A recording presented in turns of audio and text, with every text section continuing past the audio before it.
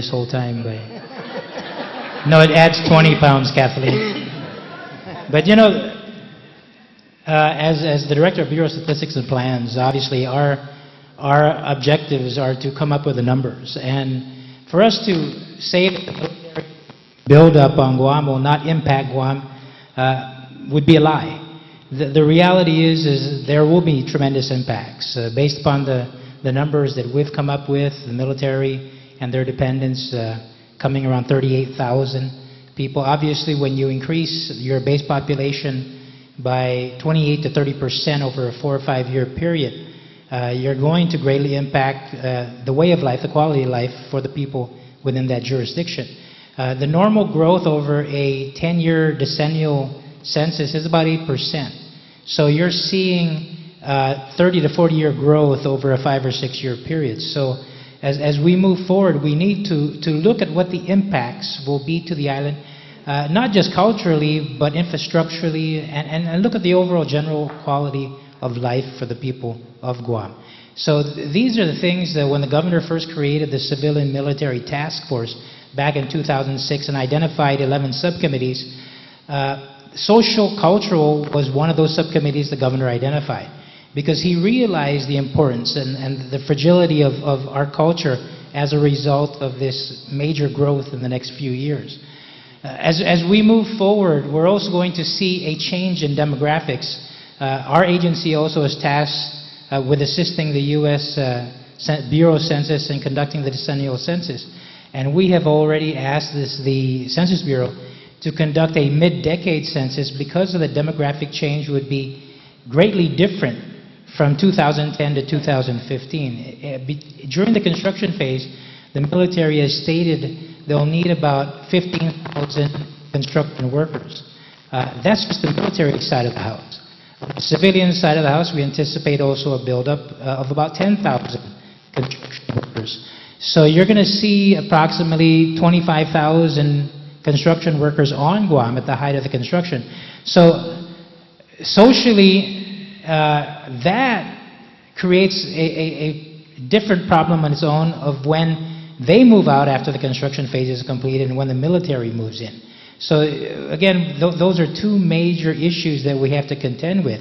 How do we contend now with the social impacts of a temporary workforce and then the social impacts now of a military population? So again, we also anticipate after the construction phase 10,000 people moving to Guam to look for employment and business opportunities. So again, this would add on to that base population. So as we move forward, you know, our job with the CMTF, and I want to congratulate a lot of them who will be presenting here at this forum, have done a tremendous job in addressing what the issues and concerns are that Guam will be facing. But our job is also to address solutions to these issues and problems. Because the reality is, you know, obviously the military is gung-ho on moving here. We can't just stop and say, don't come here. We also have to prepare ourselves, prepare our island to ensure that these impacts are minimized as a result of the buildup. So that's our job as a government, as leaders of this island, is we also have to look at the other side of the picture in making sure that we try to minimize these impacts as much as we can. Well, thank you very much. Wow, let's give them a big round of applause. What great opening statement, certainly a diverse perspectives. But, you know, I don't think anybody in this room would argue that there's going to be impacts. And mitigation is the key. And some of them we'll be able to mitigate, some of them we won't. That's the reality. When you've got 20 years of growth that you're going to condense into 5 years of growth, it's going to be difficult no matter where this buildup occurs in the world. So, you know, but one of the things of late, there's been kind of a resurgence that our Visitors Bureau has been pushing for, and other areas, certainly the dance troops, the local groups that are out there now trying to get a resurgence going on our culture and what's going to happen with that. And I think it's a wonderful thing that's going on. What kind of threats do you see, perhaps, of that this expansion might have for that kind of, you know, resurgence, if you will, and how do we maintain that cultural identity? You want to give us your perspective? I'm going to stick with the question, only because the question says specific threats, but specific to the build-up. And that's fine. Okay. So I just wanted to, in response to that, kind of spinning off of what Debbie was sharing, that we have a strong alliance with Okinawa. Sure. And I think one of the best predictors of the future oftentimes is the past. And that being said, in Okinawa, if we look at the resistance movement there, I mean, it's really, truly very inspiring for us who are going to be in this cultural community. Just over the weekend, they had a 21,000 people protest against the very plans that our speaker earlier was talking about. So there's a huge resistance movement, and that's been over multiple decades, and mostly in response to rapes of women and children. And so in terms of the threats, I think that's something that's very significant that we can't avoid, primarily because that's the big thing that's prompted many of the Okinawans to resist the U.S. presence there. And so we talk about mitigation factors, and yes, we do have some services in the community, but I think we are not prepared for the kind of impact that's forthcoming that has historically been seen in Okinawa. And I largely, in my personal opinion, that's largely linked to the violence that is taught in the pedagogy of military practice. And so you're seeing that being played out against women and children sexually. Okay, but isn't it true also that we have our own percentages of those kinds of things that happen in our community today?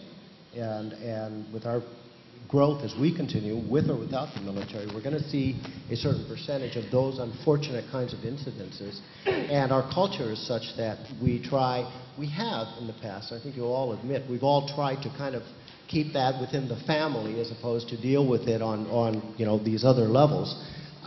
What do you think that's... Yeah. Well, I think to pretend that it's not there by keeping it in the family, or to say that it's an existing issue we deal with, is not to acknowledge the fact that this specific population of people that are being transferred are the folks who have been perpetrating this kind of violence. So for us, I mean, considering, like I said, when you go back to look at the Okinawan resistance movement and what are their biggest concerns, this is number one on the list. You know, in September we hosted a conference of the International Women Against Militarism. We had 10 women here from Okinawa, many of whom have been victim to the sexual crimes perpetrated by this lot of Marines. And so, you know, we can turn a blind eye, we can say, we can try to normalize that phenomenon, but truly what they're seeing in Okinawa is it's not within the normal realm. And so, again, we need to prepare so that we can mitigate against those concerns. Okay. Dr. Hattori, you have a comment you'd like to add on the culture thing? The fact, I mean, anytime you add a huge increase of population to a place, I mean, it's just imagine your own household and you increase it in a short period of time by so many members, you've got issues of space and resource management. My concern really is that, as it is, I don't think we're doing a good job today with the rising problems, PDN headlines, every other day there's some new crime, and it's, you know, Guam is changing even as we speak. And so if we are even today struggling to deal with our social problems, our health problems, education problems, it causes me to have great concern about what will happen when an event of huge magnitude hits the island. And if we can't cope today, what are we going to do that's different? You know, you hit your head with a hammer and you know it hurts. Well, you keep hitting your head with that same hammer, pretty soon your brain's not going to work anymore. If we don't do something different, we're basically just magnifying the problem, because the problem is going to increase astronomically, and if we don't change the solutions and the way we approach the base problem today, then it's going to only intensify in magnitude with a large increase in population.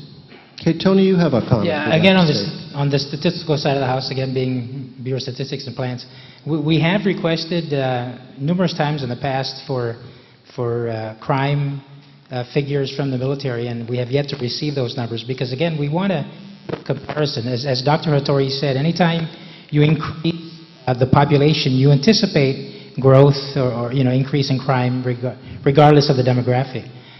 But we wanted to see a comparison to see if in fact that the military growth will in fact be greater, the crime would be greater as a result of that particular demographic. But again, we have not received these statistics from the military, so it's really difficult for us to do that type of comparison. So, for me to make a comment, but Dr. Hattori also brought up a good point insofar as capacity. And you're going to hear capacity